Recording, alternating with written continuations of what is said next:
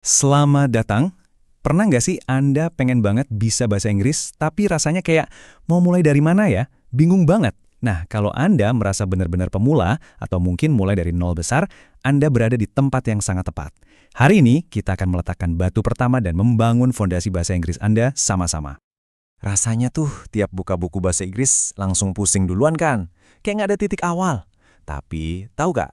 Justru memulai dari nol itu adalah sebuah keuntungan besar. Kenapa? Karena itu artinya kita bisa membangun sesuatu yang benar-benar kokoh dari awal, tanpa perlu memperbaiki kesalahan-kesalahan lama. Coba deh, bayangin belajar bahasa itu persis kayak membangun sebuah rumah. Kita nggak mungkin dong langsung pasang atapnya. Tentu nggak bisa. Semuanya harus dimulai dari fondasi yang kuat, lalu kita susun bata demi bata dengan sabar dan teliti. Dan di sini kita akan jadi arsitek sekaligus tukangnya. Oke, helm proyeknya udah siap. Ini dia peta pembangunan kita. Pertama, kita akan meletakkan blok bangunan dasar. Kedua, kita akan mengisi rumah dengan kata, biar jadi lebih hidup. Ketiga, kita pasang kerangka tak terlihat, yaitu tata bahasa yang kokoh. Dan yang terakhir, tapi paling penting, kita akan bahas kunci sukses, praktik harian. Siap untuk mulai? Yuk, kita mulai dari bagian yang paling fundamental, blok bangunan dasar. Anggap aja di minggu pertama ini kita lagi sibuk-sibuknya nyampur semen, nuang beton, dan meletakkan bata-bata pertama. Mungkin kelihatannya sepele ya, tapi tanpa ini, seluruh bangunan kita nggak akan pernah bisa berdiri tegak. Nah, ini dia rencana besar kita untuk beberapa minggu ke depan.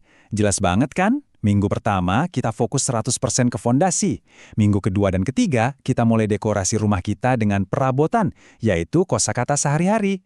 Baru setelah itu, kita perkuat kerangkanya dengan tata bahasa. Semuanya bertahap, jadi santai aja. Jadi, bata-bata pertama kita tuh isinya apa aja? Nah, di minggu pertama, kita akan langsung belajar hal-hal yang super praktis. Mulai dari alfabet dan cara mengeja, cara menyapa dan kenalan, angka dan waktu, sampai nama benda-benda di sekitar kita. Bayangin, di akhir minggu pertama aja, Anda udah bisa pakai semua ini.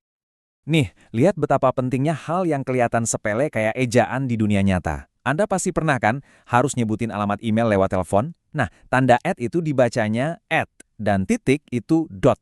Jadi, email@domain.com. Menguasai detail-detail kecil kayak gini nih yang bakal langsung bikin percaya diri Anda naik.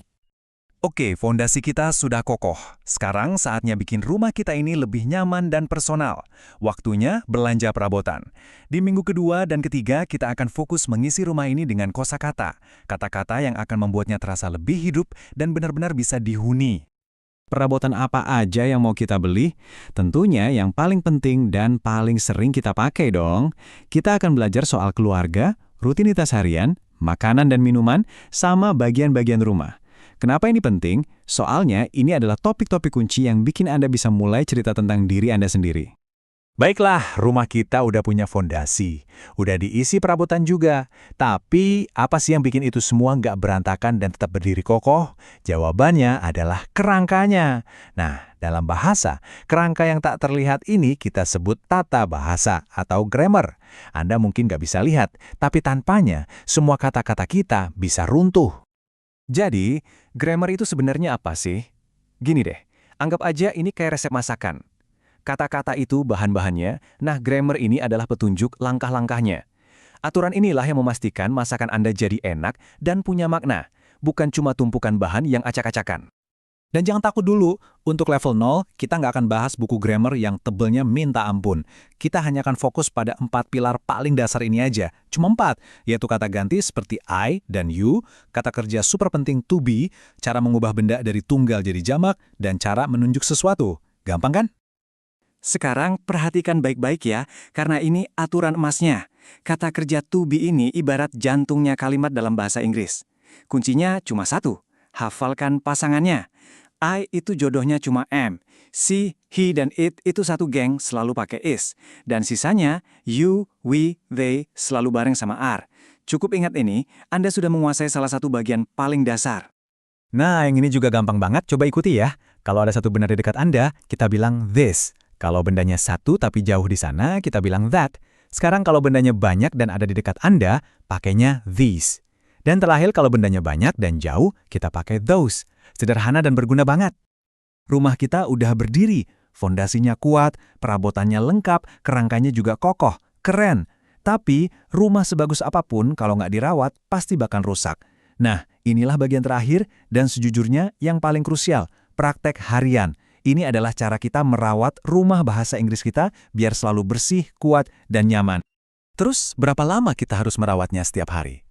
Jawabannya mungkin akan mengejutkan Anda. Bukan 3 jam, bukan juga 1 jam. Cukup 30 menit. Ya, cuma 30 menit setiap hari. Kuncinya bukan di durasi, tapi di konsistensi. Ibaratnya kayak nyiram tanaman. Sedikit air setiap hari itu jauh lebih baik daripada seember air tapi cuma seminggu sekali. Lalu, gimana cara memanfaatkan 30 menit berharga itu? Ini dia resep rahasianya. Pertama, alokasikan waktunya, jangan sampai diganggu. Kedua, fokus ke satu topik kecil aja per hari, jangan serakah.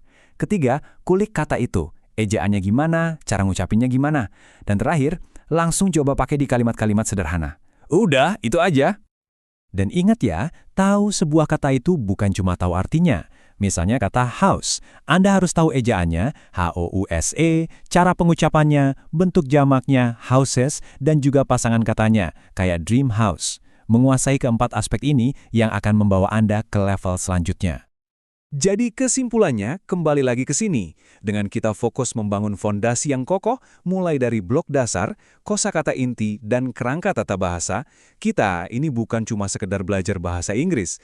Kita sedang membangun sebuah struktur yang kuat, benar, dan yang paling penting, siap untuk terus dibangun jadi lebih tinggi lagi. Oke, seluruh cetak biru pembangunannya sudah ada di tangan Anda. Semua peralatannya juga sudah siap. Pembangunan rumah impian ini sekarang cuma butuh satu hal untuk dimulai, peletakan bata pertama. Jadi pertanyaan saya untuk Anda adalah, bata pertama apa yang akan Anda letakkan hari ini?